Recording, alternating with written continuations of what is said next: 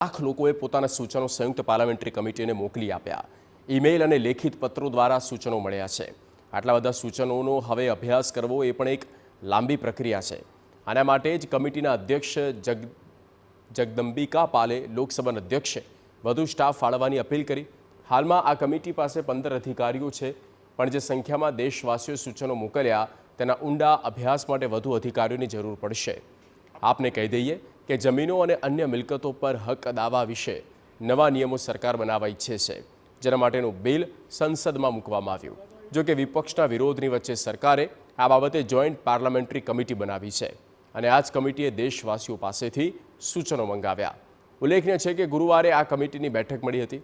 સૂત્રો કહી રહ્યા છે કે આ બેઠકમાં બીજેપી સાંસદ સંજય જયસ્વાલે કહ્યું કે બહાર એવી અફવાઓ ફેલાવવામાં આવી રહી છે કે જો આ બિલ સંસદમાંથી પસાર થઈ જશે તો તમામ મસ્જિદો હટાવી દેવામાં આવશે અને મસ્જિદોની જમીન કબજે કરવામાં આવશે।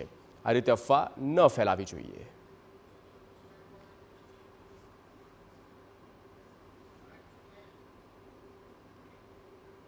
ગુજરાત